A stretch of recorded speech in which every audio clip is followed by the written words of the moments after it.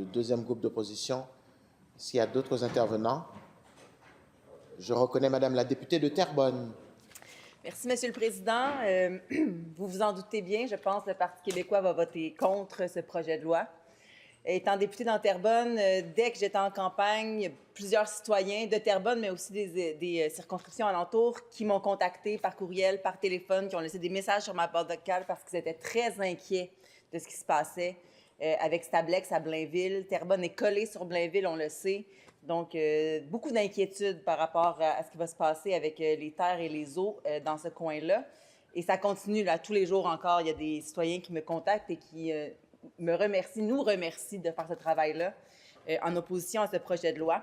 Donc, évidemment qu'on comprend l'importance d'avoir une gestion des matières résiduelles dangereuses au Québec, puis on comprend aussi l'importance de ne pas avoir de bris de service. Je pense que tout le monde ici est d'accord avec ça. Là n'est pas l'enjeu. Toutefois, on décrit unanimement l'approche adoptée par le gouvernement qui, encore une fois, témoigne d'un manque de vision, de rigueur et de respect pour nos institutions démocratiques. Il y a une alternative, Monsieur le Président, qui est possible à ce projet-là, une alternative qui empêcherait un bris de service, une alternative qui respecterait aussi les normes et les règles environnementales qui sont en place, une alternative qui n'empiéterait pas non plus sur l'autonomie municipale, une alternative réaliste qui, ultimement, est bloquée en raison des caprices d'une entreprise américaine qui ne souhaite pas utiliser le site qui avait pourtant été identifié dès 1981, Monsieur le Président. Ce qu'on demande au gouvernement, c'est d'unir sa voix à la nôtre, c'est de retirer son projet de loi et de se tenir debout devant les ultimatums de l'entreprise.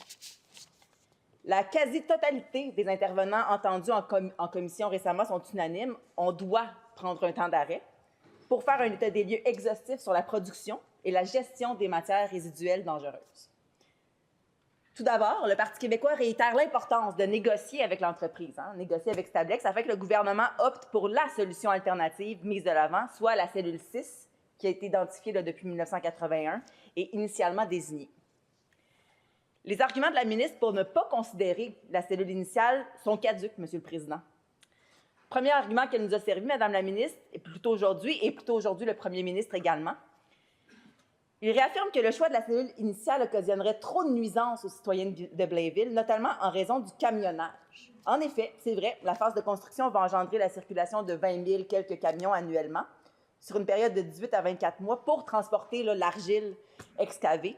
Ça va provoquer du bruit, de la poussière. Cependant, la Ville a été très claire sur le fait qu'elle encadrerait adéquatement ces voyages de camions de façon à diminuer les risques de nuisances. La Ville a déjà proposé des solutions d'ailleurs afin que Stablex dispose des argiles excédentaires en limitant les nuisances. Entre autres, il y a une route de camionnage, Monsieur le Président, qui existe, qui est déjà là, qui passe absolument pas par les quartiers résidentiels. Donc, les citoyens ne seront pas importunés là, indûment par ces voyages-là. Et ce sont des solutions qui sont juste ignorées, sans explication, par le gouvernement.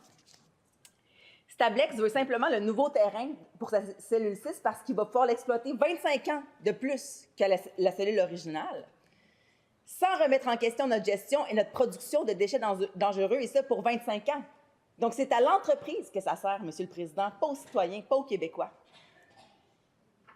Également, il est possible d'évaluer dès maintenant la réelle ampleur des nuisances occasionnées par la tenue de tels travaux à 300 mètres de quartier résidentiel, puisque le terrain de la cellule 6, prévu initialement, est situé à une distance similaire, presque équivalente, de celle qui sépare ces quartiers-là de la cellule numéro 5 en cours d'exploitation en ce moment. Donc, on sait exactement ce que ça a comme impact.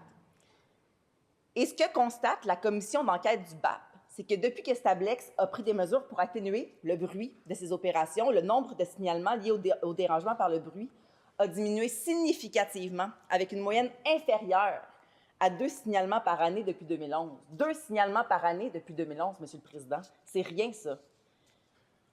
Aussi, même s'il y avait temporairement une croissance des activités de camionnage, on serait très, très loin d'une situation problématique qui justifierait un tel projet de loi, qui contourne les normes environnementales, la compétence municipale et les recommandations des acteurs du milieu.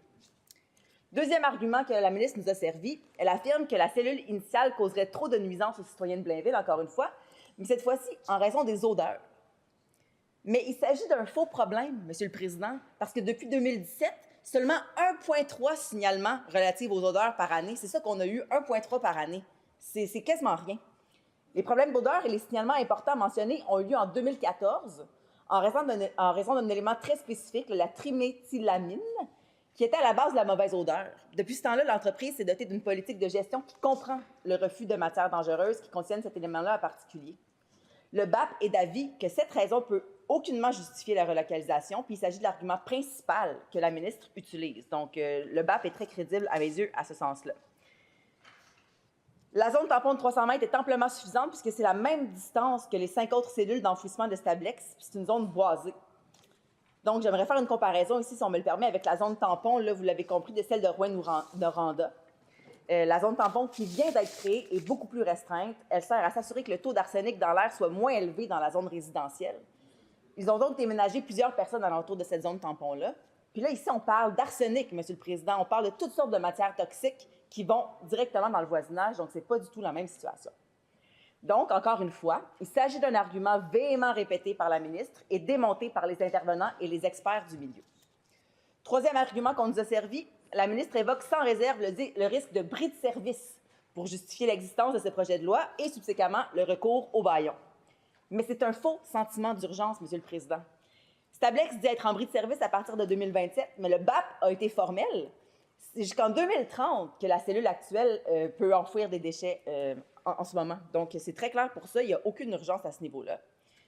La cellule 6, elle, qui était initialement prévue, pourrait être prête d'ici 2 ans s'il y a un effort qui est fait là, pour enlever l'argile accumulée. Argile, par ailleurs, que l'entreprise a elle-même disposée sur ce terrain-là. Donc, c'est à cause de l'entreprise qu'on doit faire ce travail-là de 2 ans pour enlever l'argile. Le seul risque réel de bris de service, Monsieur le Président, c'est le chantage de Stablex qui menace de quitter le Québec si le gouvernement ne lui donne pas ce qu'il veut. Pas d'autre risque réel à part les menaces d'une entreprise ayant le monopole en ce moment, Monsieur le Président.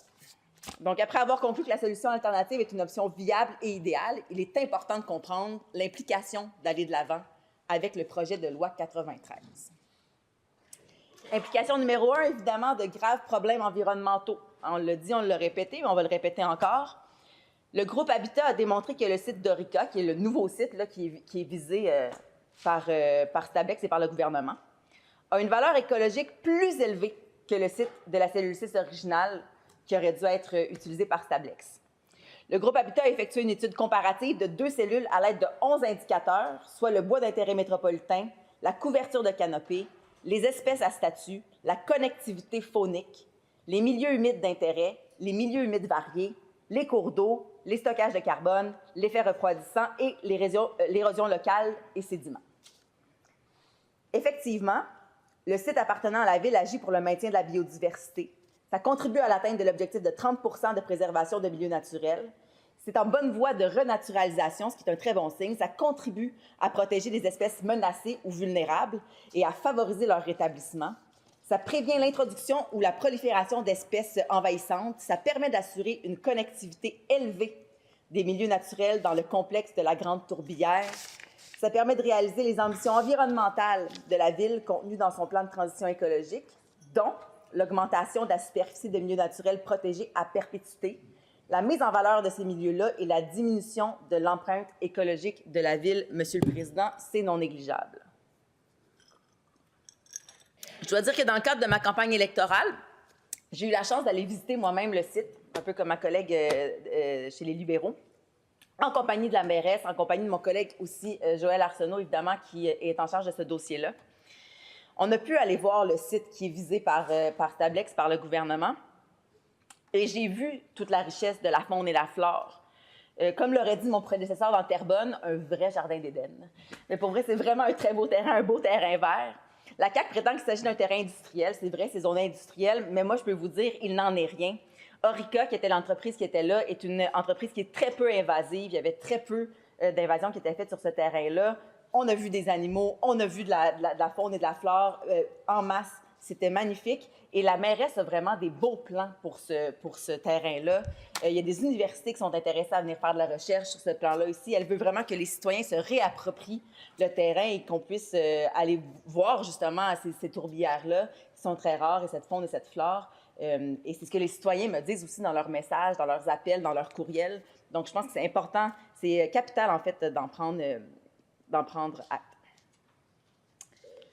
Donc, conclusion de tout ça, la valeur écologique du site Orica est nettement supérieur, donc on parle du site qui est visé là, par Stablex et la CAQ, nettement supérieure à celle du site de Stablex, donc la cellule initiale, ça c'est sans contredit.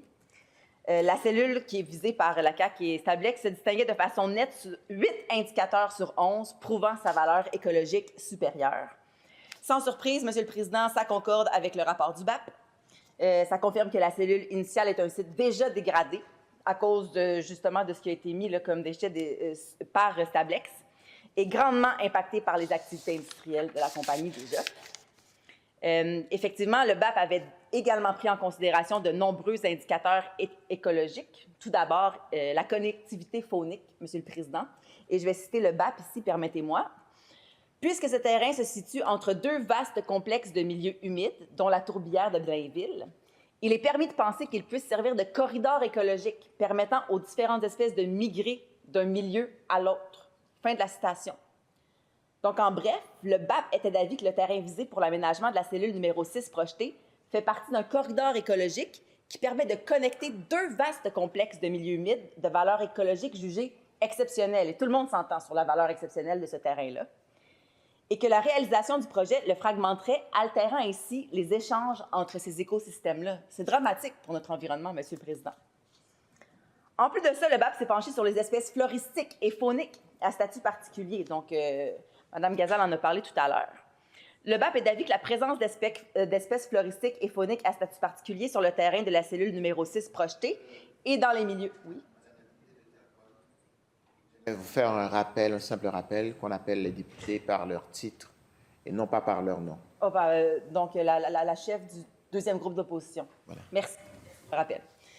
Le BAP mentionne également que, considérant que les inventaires phoniques réalisés par Stablex remontent à 2015 et 2016, on parle de quasiment, en fait, 20, on parle de 10 ans de ça, Stablex devrait réaliser un nouvel inventaire sur le terrain de la cellule numéro 6 projetée, ainsi que dans les milieux humides en périphérie.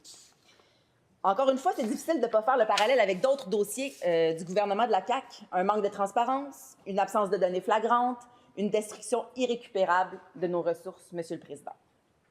Il est incontestable que la cellule visée par le projet de loi 93 a une valeur écologique supérieure au terrain initial qui était proposé, donc depuis 1981, qui, rappelons-le, est détérioré par l'argile que l'entreprise a elle-même entreposée sur le terrain. Conséquemment, plus tôt cette semaine, on se le rappellera, ça a été annoncé dans les médias, la communauté métropolitaine de Montréal a modifié son règlement de contrôle intérimaire, encadrant les milieux humides protégés sur son territoire en y excluant le terrain qui était initialement prévu là, depuis 1981, pour justement démontrer à l'entreprise qu'il s'agit de la meilleure option pour enfouir les résidus des déchets dangereux qu'elle traite. En bref, on a deux options de terrain. Un, déjà dégradé par l'activité industrielle de l'entreprise Stablex elle-même et attitré aux activités de l'entreprise depuis 1981, donc prévu depuis 1981. Et l'autre, qui appartient à la ville de Blainville, qui est protégé par un règlement municipal de la CMM et avec une valeur écologique jugée exceptionnelle. Implication numéro 2, atteinte à l'autonomie municipale. Aller de l'avant avec ce projet de loi, c'est aussi de choisir d'empiéter sur les compétences municipales. Pourtant, le Centre québécois en droit de l'environnement nous rappelle que l'importance du rôle des municipalités dans la protection de l'environnement est reconnue de longue date. En 2001, la Cour suprême du Canada soulignait leur rôle essentiel en raison de leur proximité avec les enjeux environnementaux et de l'efficacité de leur action aux municipalités. Très important. Ce principe a ensuite été inscrit dans plusieurs lois, notamment la Loi sur le développement durable, réaffirmée en 2017 dans la Loi 122. En 2024, l'article 245 de la Loi sur l'aménagement et l'urbanisme a renforcé ce principe-là en permettant aux municipalités régionales de comté, donc les MRC, de contribuer à la conservation des milieux naturels d'intérêt écologique. On étudie même ce principe actuellement avec le projet de loi 81.